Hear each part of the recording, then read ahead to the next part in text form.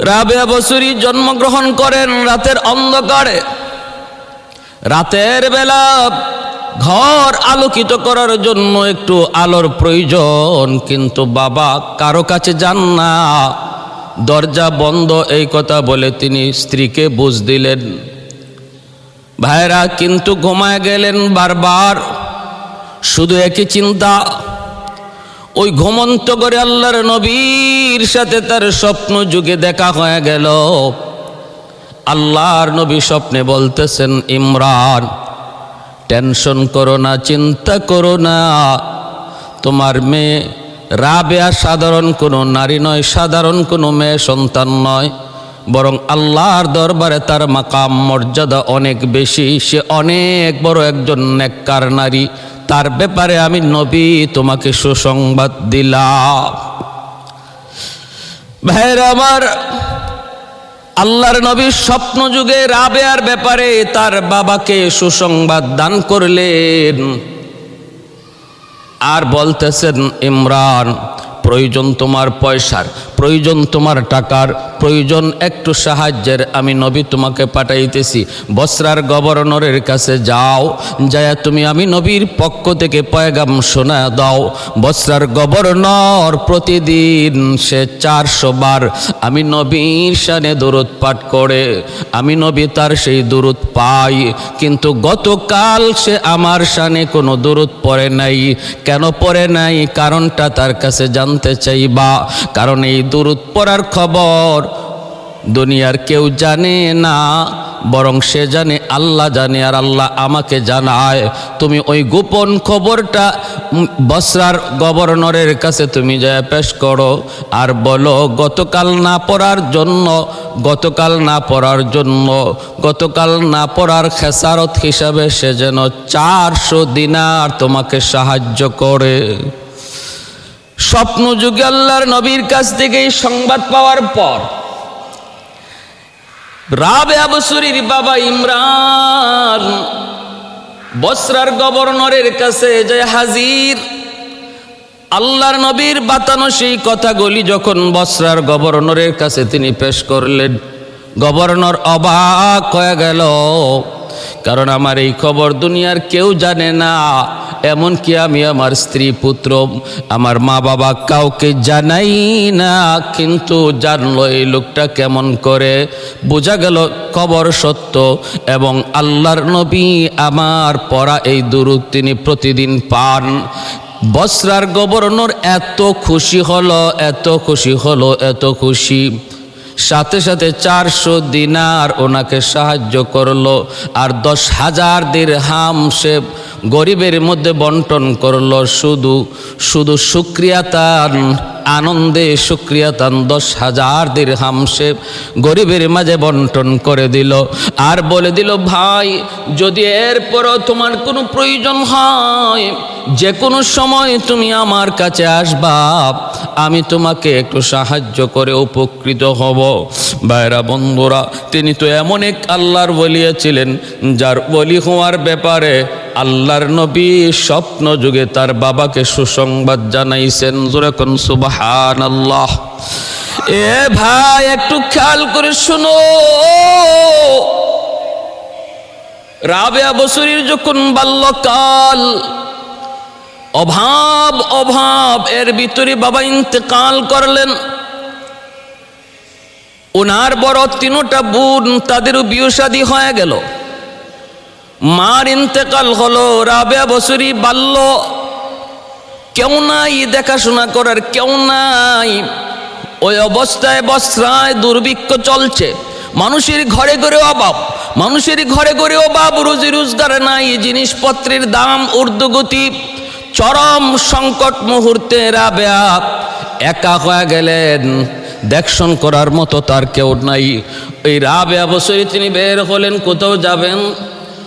পথে ডাকাতের দল, একদল ডাকু ওনাকে অপহরণ করলো, তারপরে বাজারে বিক্রি করে দিল বাদী বানায়া। একজন ধনাঢ্যশীল ইহুদির কাছে বাদী বানায়া বিক্রি করে দিল। আল্লাহর ওলিয়া রাবেয়া বসরি এখন আর স্বাধীন নন, তিনি একজন গোলাম, তিনি একজন বাদী।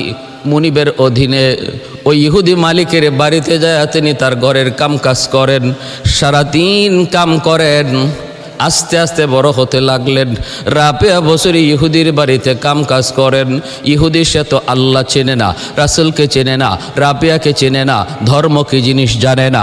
এক পর্যায়ে ইহুদির অত্যাচার রাবেয়ার প্রতি দিন দিন বাড়তে লাগলো, রাবেয়ার প্রতি দিন দিন বাড়তে লাগলো। রাবেয়া তিনি তো সারাদিন দুনিয়ার মালিকের কাম করেন, আর রাতের বেলা আসল মালিকের কুদরতি কদমে সাজদায় পড়ে যান। ভাইরা বন্ধুরা, একদিন কোনো এক কারণে ইহুদি মালিক ওনাকে মারলো। রাবেয়া বসরি প্রচন্ড মার খেলেন মালিকের পক্ষ থেকে। রাতের অন্ধকারে তাহাজ্জুদের টাইম, রাবেয়া তার ঘরের কোনায় বসে বসে আল্লাহর কুদরতি কদমে সেজদায় পড়ে কাঁদতেছেন। এমন কান্না কাঁদতেছেন আর বলতেছেন, ওগো আসমানের মালিক, দুনিয়ার মালিক আমাকে চেনে না বিদায় আমাকে মারছে। তুমি এজন্য আমার মালিকের উপর নারাজ হইও না। আল্লাহ তুমি আমার মালিককে মাফ করো, মাফ করো, মাফ করো। মারলো মালিকে, নির্যাতন করলো মালিকে, বদদোয়া করার কথা, কিন্তু না, বদদোয়া না করে তার দোয়া করতেছেন। এই দিকে তার ওই জিকিরের আওয়াজের কারণে জায়গাটা, তারই ঘরের উপর থেকে আসমান পর্যন্ত নূরের একটা রেখা এই জমিনে চলে আসছে।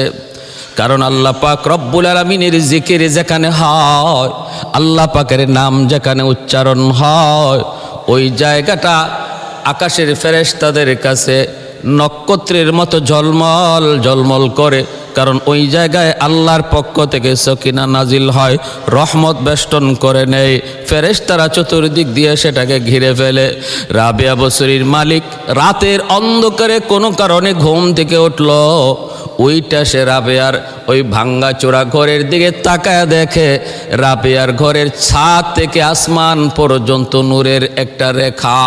মালিক কৌতূহল হয়ে রাবেয়ার ঘরের কাছে যায়, যখন কান লাগায় চোখ দিয়ে দেখে রাবেয়া সেজদায় পড়ে পড়ে অঝরে কাঁদতেছে আর বলতেছে, ওগো মালিক, দুনিয়ার মালিক আমাকে চিনে না, এজন্য আমাকে মারছে। মালিক তুমি তারে পাকড়াও করো না। মালিক অবাক হয়ে গেল। আমার এই নির্যাতনের পর বাদীটা আল্লাহর কাছে আমার জন্য বদদোয়া করার কথা, কিন্তু না, সে তো আমার জন্য আল্লাহর কাছে আরো দোয়া করতেছে। এমনকি শুধু দোয়া নয়, তার ওই ডাকটা সরাসরি আল্লাহ পর্যন্ত পৌঁছতেছে, নূরের রেখা আসমান পর্যন্ত চলে গেছে। মালিক ডাক দিয়ে কই, রাবেয়া, ও রাবেয়া, থামো থামো, আর আল্লাহর আরশটারে কাঁপাও না। আমি এতদিন পর্যন্ত তোমাকে চিনি নাই, এতদিন পর্যন্ত তোমার কোনো পরিচয় আমি পাই নাই, এখন আমি তোমার পরিচয় পেয়ে গেলাম রে রাবেয়া, মাথা উঠাও। আজ থেকে তুমি আর আমার বাদী নও, আজ থেকে তুমি হয়ে গেলে আমার মালিকা, আমি হয়ে গেলাম তোমার গোলাম। এখন থেকে তুমি আজাদ, তুমি আমার এখানে আজাদি হিসাবে থাকবা, আমি তোমার খেদমত করব। সুবহানাল্লাহ। मैं तालिब मौला हूँ मेरे इश्क़ निराला,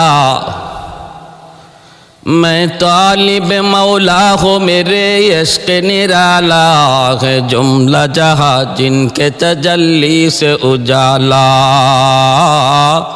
है जुमला जहाँ जिनके तजल्ली से उजाला। मादर दो जहाँ गैर खुदा यार नदर, मादर दो जहाँ गैर खुदा यार नदर, जुजियात खुदा ही चिदिगुर कार नदारम, जुजियात खुदा ही चिदिगुर कार नदारम। मैं सूरत यूसुफ का नहीं चाहने वाला, मैं सूरत यूसुफ का नहीं चाहने वाला, कायस के मन नहीं आशिक लैला। ভাইরা আমার, এজন্য একটু খেয়াল করে শুনুন আল্লাহর ওলিরা, আল্লাহর ওলিদের জীবন কত সহজ সরল। নির্যাতিত হয়েছেন, মার খেয়েছেন, কিন্তু বদদুয়া দেন নাই। যেমনভাবে আমার নবী তায়েফের ময়দানে নির্যাতিত, আমার নবীর পবিত্র দেহ থেকে রক্ত ঝরে, এরপরও কিন্তু নবী তায়েফবাসীর জন্য বদদুয়া দেন নাই।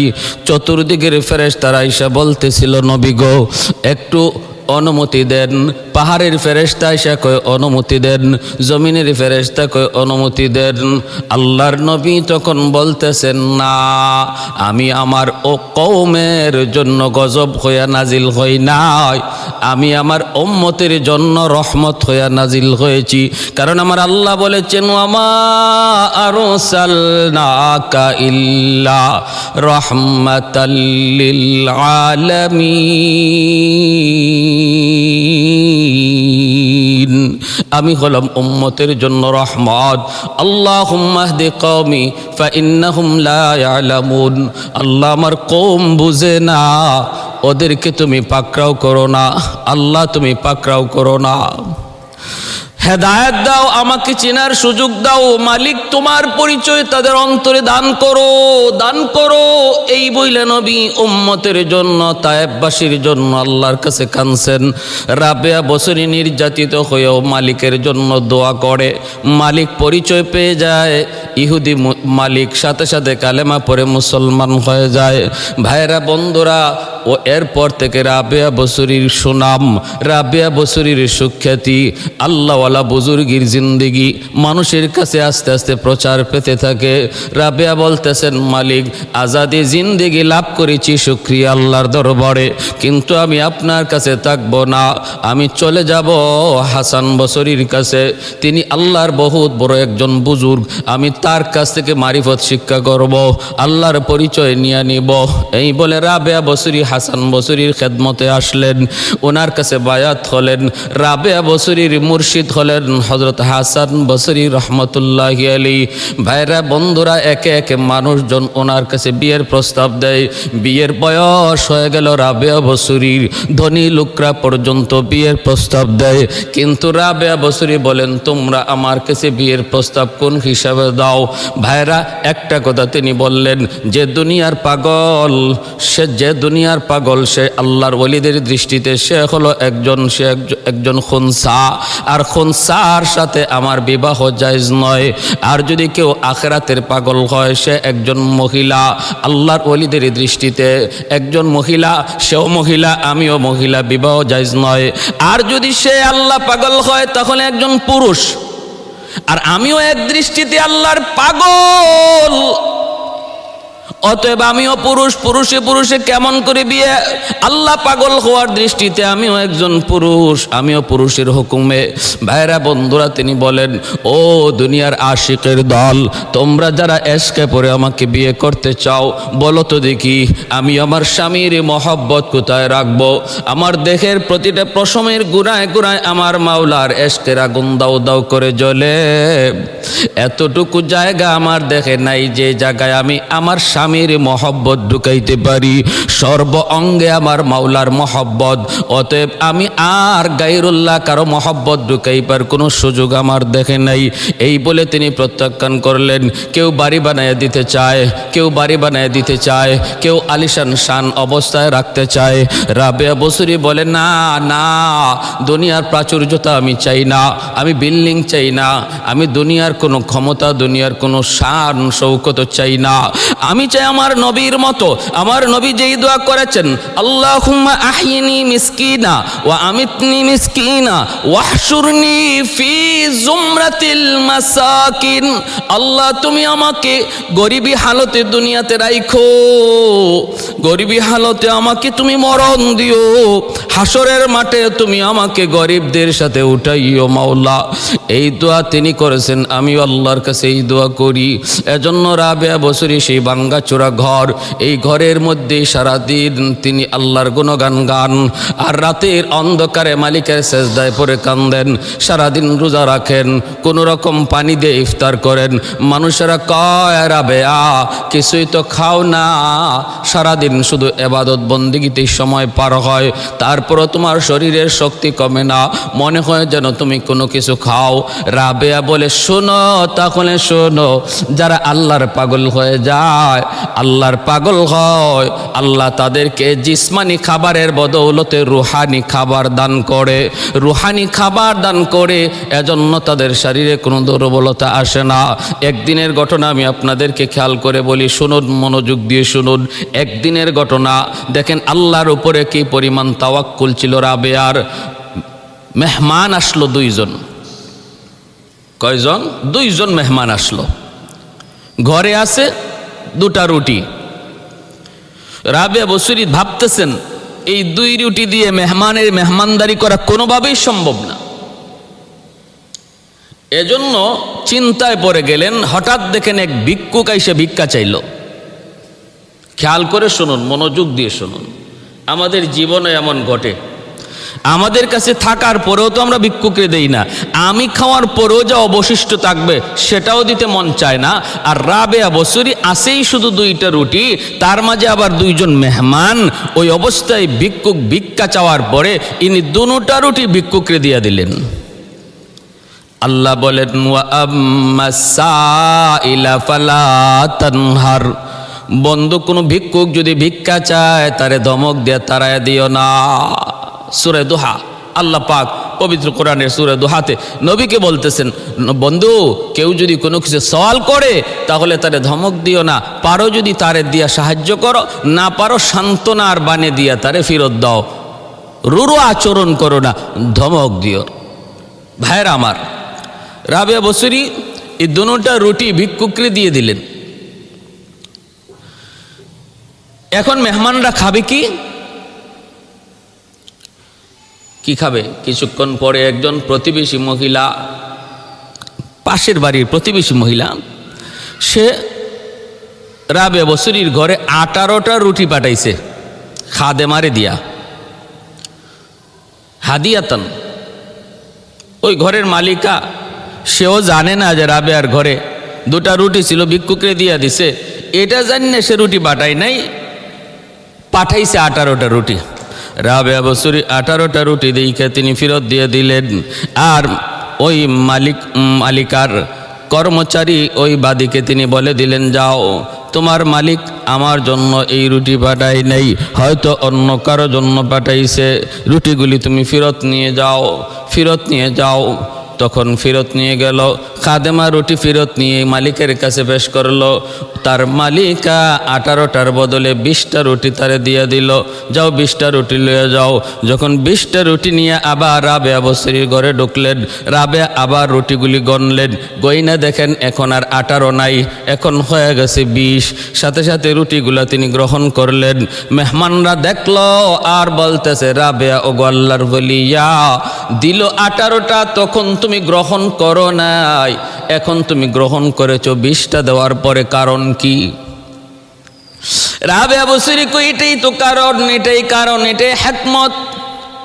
আমি তো 2টা রুটি আল্লাহর রাস্তায় দান করেছিলাম, ভিক্ষুকরে দিয়েছিলাম, পুরাপুরি ইয়াকিন ছিল আমার। আল্লাহ বলে, মান জাআ বিল হাসানাতি ফালাহু আশরু আমসালিহা, আমার কোন বান্দা বান্দি যদি এক আমার রাস্তায় দান করে, আমি আল্লাহ তারে দেই 10, একে দেই 10।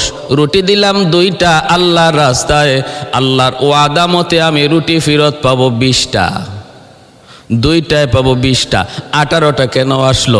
তখনই আমি বুঝলাম, না না, এটা আমার জন্য নয়, আল্লাহর ওয়াদা মতে আসবে 20টা, এজন্য ফেরত দিয়ে দিলাম।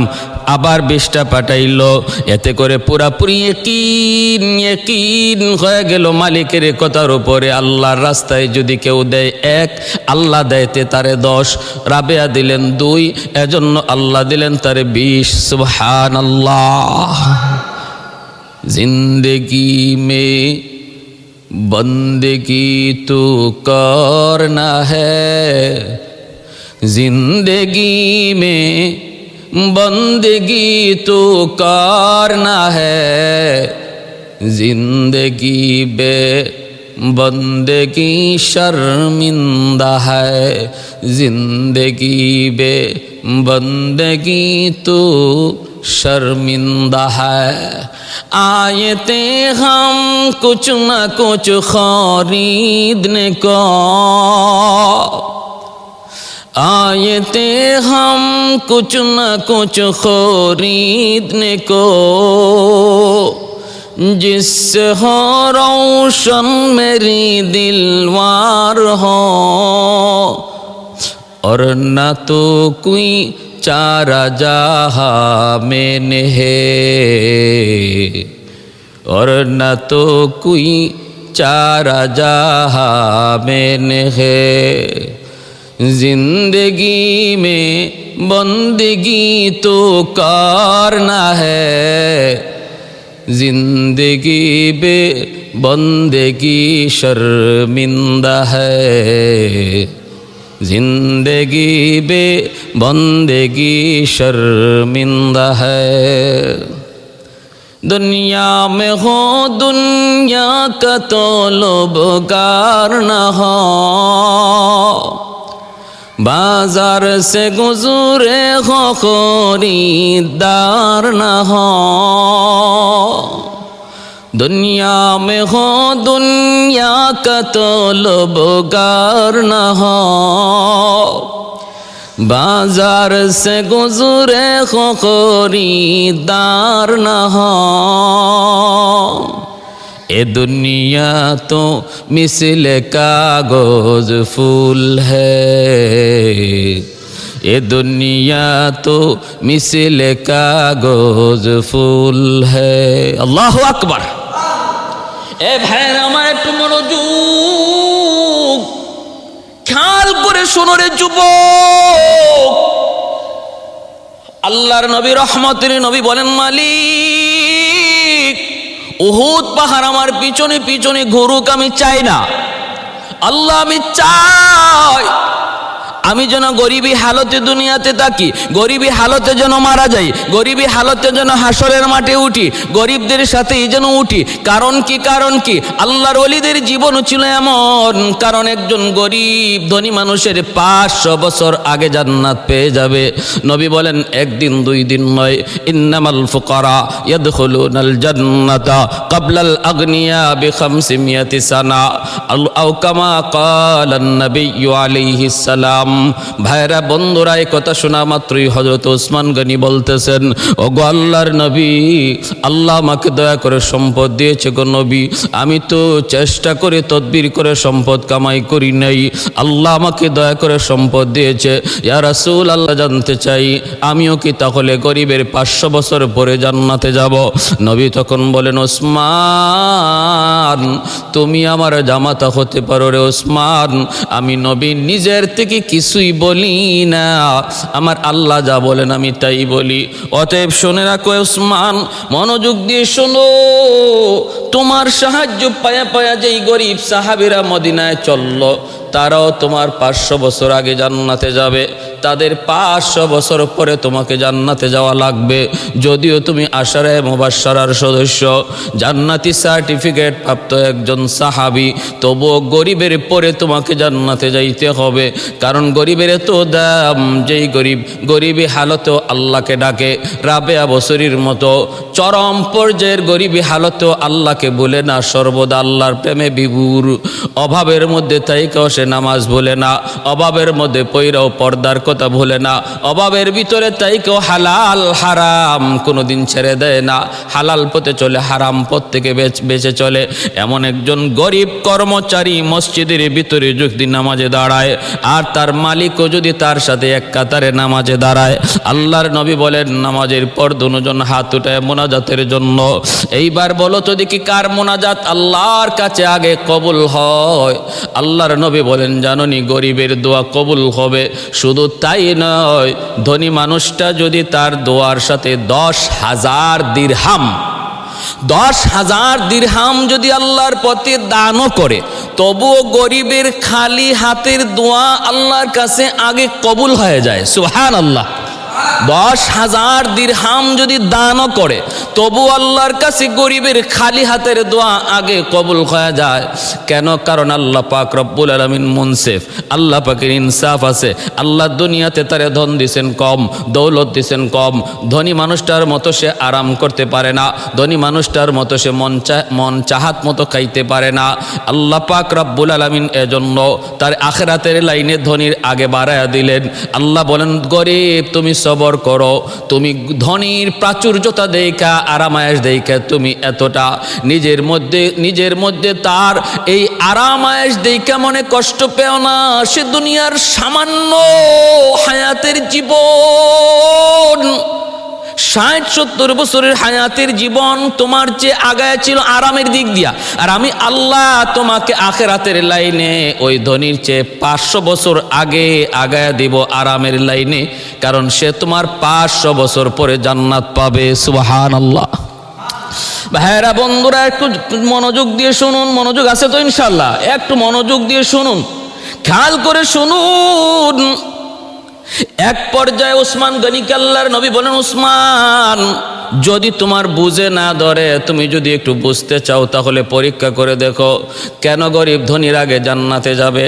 তুমি বুঝি বুঝতে চাও? উসমান গনি কয়, নবী গো আমি বুঝতে চাই, আমি একটু বুঝতে চাই। আল্লাহর নবী বলেন, উসমান তাহলে মসজিদে নববীর ভিতরে আমার সমস্ত সাহাবায়ে কেরামের সামনে তুমি আগে বলো আজ সারাদিন তুমি কি খাইছো। উসমান গনি তখন দাঁড়ায় বলতেছেন, নবী গো ঘুম থেকে ওঠার পর আমি একটা বাসি রুটি খেয়েছি, তারপরে নাস্তার টাইমে নাস্তা করেছি, এরপরে গো নবী দুপুরবেলা ভুনা গোশত আর রুটি খাই আমি আপনার দরবারে এসেছি। আল্লাহর নবী এইবার বলতেছেন, উসমান রে তুমি এবার বসো, কিন্তু মনে রাখো একদিনের খানার হিসাব চাইলাম। 3টা কথা তোমার বলা লাগছে। কয়টা কথা? 3টা। 1 নম্বর হলো ঘুম থেকে উঠে বাসি রুটি দিয়ে একটু হালকা নাস্তার টাইমে আমি নাস্তা করেছি, ঠিক না? তারপরে বলেছেন দুপুর টাইমে ভুনা গোশত খেয়েছি। হ্যাঁ, নবী বলেন, উসমান 3 কথা বলছো, একদিনের হিসাব চাইলাম, 3 কথা বলতে সময় লাগছে বেশি, এবার বসো। আমার গরিব সাহাবীদের ভিতরে আব্দুল্লাহ ইবনে মাসউদ, তুমি কোথায়? একটু দাঁড়াও। মসজিদ নববীর কোনায় গরিব সাহাবী আব্দুল্লাহ ইবনে মাসউদ তিনি দাঁড়ায় গেলেন। আল্লাহর নবী এবার বলতেছেন, আব্দুল্লাহ তুমি একটু বলো তো দেখি আজ সারাদিন তুমি কি খাইছো রে আব্দুল্লাহ? আব্দুল্লাহ ইবনে মাসউদ কিছুই বলতে চান না, চোখ দিয়ে দর দর করে পানি পড়ে। সাহাবায়ে কেরাম তারাও কান্দেন, আল্লাহর নবীও তিনি কাঁদতেছেন। নবী বলেন, আব্দুল্লাহ বলো বলো বলো, কি খাইছো সারাদিন, কি খাইছো একটু বলো। আব্দুল্লাহ ইবনে মাসউদ তখন চোখের পানিটা মুছছেন আর বলেন, নবী গো খোদার কসম আপনি যদি আমারে না জিগাইতেন আমি কারো কাছে বলতাম না গো নবী। আজ সারাদিন হয়ে যায় একটা খেজুরের দানাও আমার পেটে জুটে নাই, একটা খেজুরের দানাও জুটে নাই। আল্লাহর নবী কানের এত বড় জলিলুল কদর সাহাবী আব্দুল্লাহ ইবনে মাসউদ, সারাদিনের ভিতরে একটা খেজুরের দানাও জুটে নাই, কিছুই খান নাই। নবী এবার বলেন, আব্দুল্লাহ তুমি বসো। সাহাবায়ে কেরামকে লক্ষ্য করে এবার আল্লাহর নবী বলতেছেন, উসমান গনিকেও লক্ষ্য করে নবী বলতেছেন, রে উসমান, ও উসমান এবার হিসাব তুমি মিলাও। হাসরের মাঠে আল্লাহ পাক প্রতিটা মানুষ থেকে তার জীবনের হিসাব নিবে, সম্পদের হিসাব নিবে। আল্লাহ পাক রব্বুল আলামিনের কাছে সম্পদের হিসাব না দিয়া কেউ এক কদম সামনে বাড়তে পারবে না। ওই দিন তোমরা ধনীর আল্লাহর কাছে সম্পদের হিসাব দেওয়ার জন্য যখন দাঁড়াবে, সম্পদ তোমাদের অনেক বেশি, এজন্য টাইম লাগবে তোমাদের বেশি, ধনীদের টাইম লাগবে বেশি। যদিও হালাল পথে সম্পদ কামাই করেছে তবু বেশি হওয়ার কারণে সময় লাগবে বেশি। পিছনে দাঁড়ায় থাকবে আমার আব্দুল্লাহর মতো গরিব সাহাবী।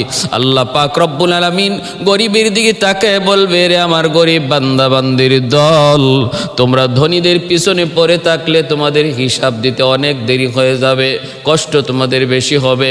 সম্পদ যেহেতু তোমাদের কম, ধনীদের এই লাইন থেকে বাইপাস আমি আল্লাহর কাছে চলে আসো। ধনীদের লাইন থেকে গরিবরা বাইপাস আল্লাহর কাছে চলে আসবে হিসাব দেওয়ার জন্য। সম্পদ কম, কম কথায় জবাব দিয়ে দিবে। আর ধনীর 1-2 বছর আগে নয়, নবী বলেন আনুমানিক 500 বছর আগে আল্লাহ গরিবদেরকে ধনীদের আগে জান্নাত দিয়ে দিবে। সুবহানাল্লাহ। এ ভাই, এজন্য বলি খালি সম্পদ সম্পদ কইরো না। পাইলিং দেওয়ার সময় বোঝা যায় হায়াত বুঝি 500 বছরের গ্যারান্টি লই আইছো। না না না, বিন্দু পরিমাণ গ্যারান্টি নাই। হায় হায় সম্পদ, হায় সম্পদ করার পিছনে কোনো লাভ নাই, কোনো লাভ নাই। হালাল পদে সম্পদ কামাই কইরো, গরিবের 500 বছর পরে জান্নাতে যায়। আর আমাদের সমাজের আজকে যেই সমস্ত বড় বড় ধনীর দল, বড় বড় দুর্নীতিবাজ, বিদেশে পর্যন্ত লক্ষ কোটি কোটি টাকা পাচার করে, তাদের জীবনী দেখলে, তাদের পিছনের ব্যাকগ্রাউন্ড তালাশ করলে দেখা যায় হালালের কোনো বই বাতাসও নাই, শুধু হারাম আর হারাম। কালো টাকার কালো টাকা, কালো টাকা দিয়া পাহাড় বানাইছে সম্পদের। এজন্যই রাবেয়া বসরি বলতেছে আমারে ঘর বানায় দেওয়ার প্রয়োজন নাই, আমাকে ইট আর ইটের ভিতরে ঢুকানোর প্রয়োজন নাই, ভাঙ্গাচোরা ঘরের মধ্যেই থাকবো। ভাইয়েরা বন্ধুরা, এটা আল্লাহওয়ালাদের সাদা সিধা জীবন। কারণ সর্বদা তারা আখেরাতের এই জীবনকে তারা চোখের সামনে দেখতেন, দুনিয়ার এই জীবনটাকে তারা ধোঁকা মনে করতেন। বাস্তবে এই দুনিয়ার জীবনটা হলো একটা স্বপ্নের মতো। স্বপ্নের ভিতরে আমরা যেমন দেখি বাদশার মেয়েকে বিয়ে করছি, কেউ দেখে 10 তলা বিল্ডিংয়ের মালিক হয়ে গেছে, কেউ দেখে ফ্যাক্টরির মালিক হয়ে গেছে, ঘুম থেকে জাগার পর দেখে সেরা খাতার নিচে ঘুমায় আছে, তখন বুঝে হায় হায় প্রাসাদের মালিক হওয়া ছিল এটা আমার স্বপ্ন। বাস্তব জীবন এখন থেকে শুরু হলো। ঠিক তেমনি প্রতিটা মানুষ মৃত্যুর সাথে সাথে বুঝবে দুনিয়ার 60 বছরের হায়াতের জীবন ছিল আমার স্বপ্ন। বাস্তব জীবন এখন থেকে শুরু হলো। মৌত কো সমঝায়ে গাফিল ইখতিতামে জিंदगी, मौत को समझाए गाफिल इख्तिताम जिंदगी, दर हकीकत मौत है सुबह हयात जिंदगी, दर हकीकत मौत है सुबह हयात जिंदगी। अल्लाहु আকবার। ভাইরা বন্ধুরা, এই রাবেয়া বসরি আর তিনি কেউ বিয়ের বন্ধনে বসলেন না। হাসান বসরির দরবারে থেকে থেকে তিনি এইভাবে আল্লাহর মারিফত হাসিল করলেন। এক পর্যায়ে শারীরিক দুর্বলতা চলে আসলো। ইংরেজি 752 ইংরেজিতে রাবেয়া বসরি বাইতুল মুকদ্দাসে তিনি ইন্তেকাল করেন। আজও সেই আল্লাহর ঘর বাইতুল মুকদ্দাসের পাশেই আল্লাহর সেই এত বড় ওলিয়া, এত বড় সতীসাধ্যী মহিষী নারী হযরত রাবেয়া বসরি চিরনিদ্রায় শুয়ে আছেন, চিরনিদ্রায় শুয়ে আছেন। মৃত্যুর আগে ওনার একটা ঘটনা কিতাবে লিখেন। ইনি ঘরের মানুষকে বলতেছেন, ওনার যে ভক্তবৃন্দকে বলেন ঘর থেকে বের হও, তোমরা অল্প সময়ের জন্য ঘর থেকে বের হও, কারণ আমি দেখতেছি আমার ঘরে এখন আল্লাহর মেহমানরা ঢুকবে। সুবহানাল্লাহ। ভাইয়েরা বন্ধুরা, মুহূর্তের ভিতরে সমস্ত মানুষ ঘর খালি করে দিল। তারা বাহির থেকে একটা আওয়াজ পেল ঘরের ভিতরে। কি আওয়াজ?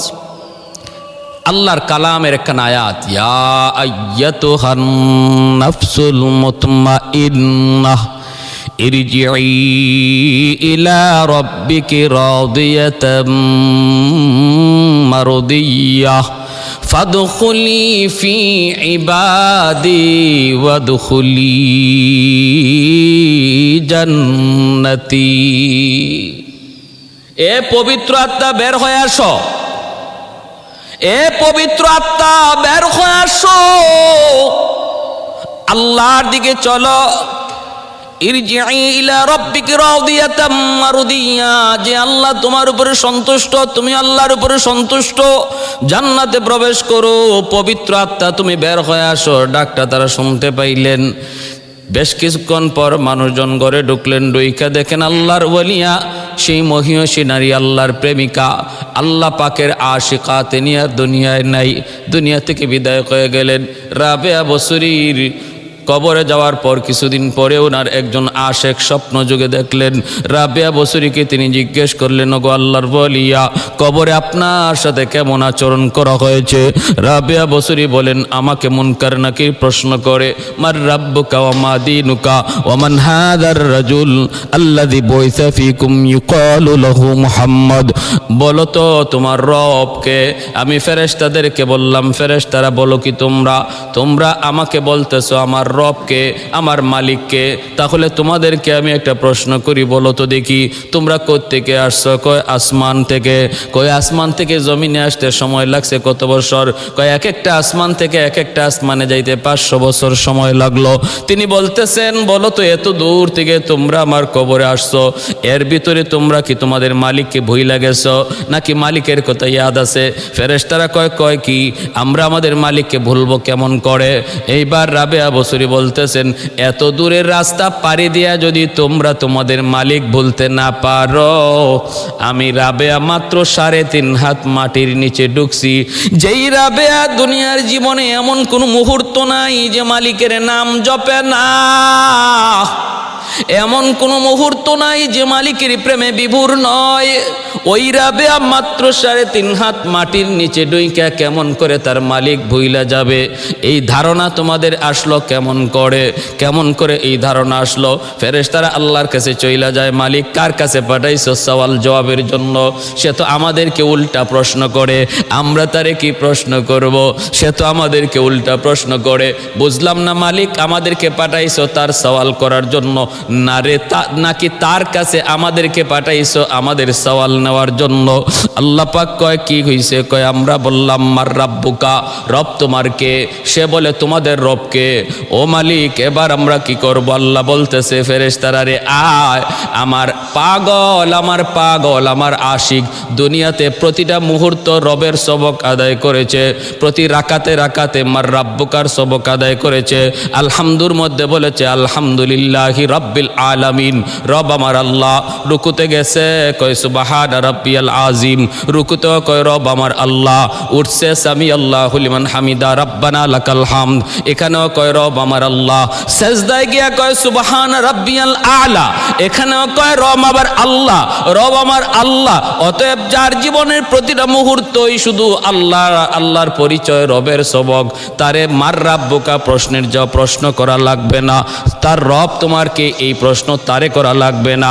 তার প্রতিটা দেহের পশমের গোড়ায় আমি আল্লাহর ইশকের আগুন। অতএব আসো, আমি আল্লাহ তারে বিনা সওয়াল জবাবে তার কবর কি জান্নাতের বাগিচা বানায়া দিলাম। সুবহানাল্লাহ। ভাইরা, এই ছিলেন আল্লাহর ওলি হযরত রাবেয়া বসুরী। ভাইরা, আমি আপনাদেরকে বলবো, এটা কোনো কঠিন কাজ নয়, এটা কোনো এমন কাজ নয় যেটা আমাদের সাধ্যের বাইরে আল্লাহর ওলি হওয়া।